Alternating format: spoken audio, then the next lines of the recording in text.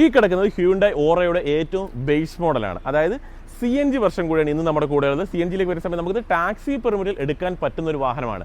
അപ്പോൾ നിങ്ങളൊരു സ്വയം തൊഴിൽ ആഗ്രഹിക്കുന്ന ഒരാളാണ് എന്നുണ്ടെങ്കിൽ ഉറപ്പായിട്ട് നിങ്ങൾക്ക് ഈ ഒരു വാഹനം പരിഗണിക്കാവുന്നതാണ്. വാഹനം എടുത്ത് നമുക്ക് യൂബറിലൊക്കെ രജിസ്റ്റർ ചെയ്ത് കഴിഞ്ഞാൽ അത്യാവശ്യം നല്ലൊരു വരുമാനത്തോടു കൂടി നമുക്ക് കൊണ്ടു നടക്കാനായിട്ട് പറ്റും. പ്രൈസ് പറഞ്ഞുതരാം. പെട്രോൾ മോഡലിൻ്റെ പ്രൈസ് ആദ്യം പറഞ്ഞുതരാം. മാനുവലിൻ്റെത് ഏറ്റവും ബേസ് മോഡലാണെങ്കിൽ 7,10,000 രൂപയാണ് ഓൺ റോഡ് വരുന്നത്. കോപ്പർ എഡിഷൻ എന്നതാണ് അടുത്ത വേരിയൻറ്റ്, 8,09,000 രൂപ. പിന്നെ S എന്ന മോഡൽ വരുന്നുണ്ട്, 7,98 വരും. SX ആണെങ്കിൽ 8,88,000 വരും. SX ഓപ്ഷൻ എന്ന ഏറ്റവും ടോപ്പ് എൻഡ് ആണെങ്കിൽ 9,41,000 രൂപയും ഓൺ റോഡ് പ്രൈസ് വരുന്നുണ്ട്. ഇതിന് തന്നെ AMT ഓപ്ഷൻ നമുക്ക് വരുന്നുണ്ട്. എസ്സിൽ നമുക്ക് AMT വേരിയൻറ്റ് വരുന്നുണ്ട്, 8,71 വരുന്നത്. SX പ്ലസ് AMT എന്നൊരു വേരിയൻറ്റ് കൂടി വരുന്നുണ്ട്, 9,62 ഓൺ റോഡ് വരും. അപ്പോൾ ഞാൻ പറഞ്ഞല്ലോ ഇത് CNG മോഡലാണെന്ന് പറഞ്ഞല്ലോ. ഇതിലേക്ക് വരുന്ന സമയത്ത് 8,16,000 രൂപയാണ് ഇതിൻ്റെ ഓൺ റോഡ് പ്രൈസ് വരുന്നത്.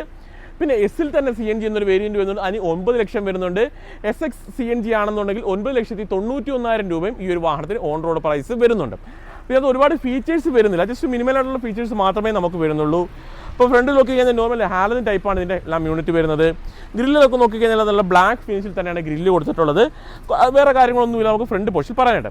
അവിടെ തന്നെ സൈഡിലേക്ക് നമ്മൾ വരുന്ന സമയത്ത് ഈ ഒരു സൈഡ് പോർഷൻ നോക്കുന്ന സമയത്ത് നമുക്ക് പെട്ടെന്ന് ഇതൊരു ബേസ് മോഡലാണെന്ന് ഐഡൻറ്റിഫൈ ചെയ്യാനായിട്ട് പറ്റും. കാര്യം മിററൊക്കെ ബ്ലാക്ക് കളറിലാണ്, ഡോർ ഹാൻഡിൽ ബ്ലാക്ക് കളറിലാണ്, വേറെ അലോയോ അങ്ങനത്തെ കാര്യങ്ങളൊന്നുമില്ല. ഡ്രമ്മൊക്കെ നോക്കിക്കഴിഞ്ഞാൽ ഒരു സിൽവർ ഫിനിഷിലാണ് വരുന്നത്. കൂടാതെ ഈ ഒരു പോർഷനിലായിട്ട് ഫ്രണ്ടറിൽ തന്നെയാണ് ടേൺ ഇൻഡിക്കേറ്റർ കമ്പനി കൊടുത്തേക്കുന്നത്. ഒരുപാട് ക്രോം എലമെൻറ്റ്സ്, ഒരുപാട് നല്ല ക്രോം എലമെൻറ്റ്സ് ഈ ഒരു മോഡലിൽ കമ്പനി കൊടുത്തിട്ടില്ല. അവിടെ തന്നെ റിയർ പ്രൊഫൈലിലേക്ക് വരാം.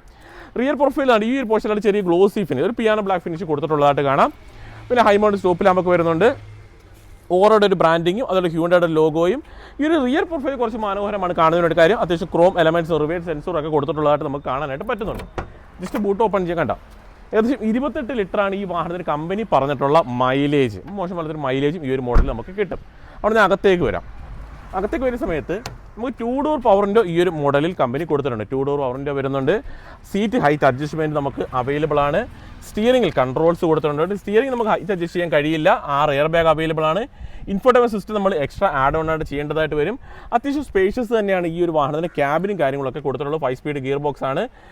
കളർ തീമും കാര്യങ്ങളൊക്കെ കൊള്ളാം, വലിയ കുഴപ്പമൊന്നുമില്ല.